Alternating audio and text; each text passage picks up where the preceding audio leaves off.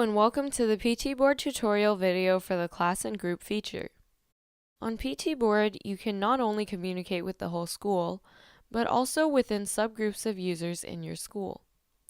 First, click Manage Class to create classes on the site. If your students have homeroom or advisory classes, you may enter those here.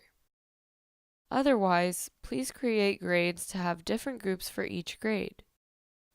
Once the school year is over, you can easily take out the users in the grade that will be leaving the school by unchecking that grade during the rollover process. You may also create groups like Executive Board or Jogging Club. To add or remove users from a class or group, click Manage Users next to that class or group. You may either add users or invite them to join. If you would like to download a list of all the users in this class or group, click the Download Students button. You may also change a user to teacher or room parent for their corresponding classes or groups. They will only become teachers or room parents for that specific class or group, not the whole school. A user can be a teacher in one class and a parent in another.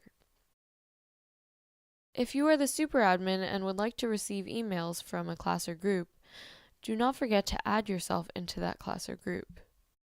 Now, class and group members may communicate within their respective groups. Admins, teachers, and room parents may send announcements, sign-ups, and documents and photos within a class or group. They may also create class or group events on the calendar.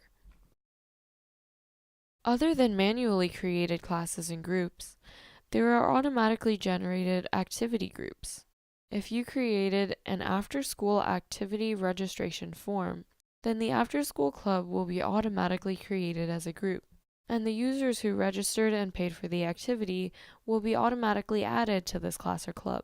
You can add teachers or coaches into those activities so they can start to communicate with the members.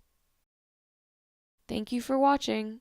Please explore the class and group feature for yourself, and if you have any questions, email us at info@ptboard.com.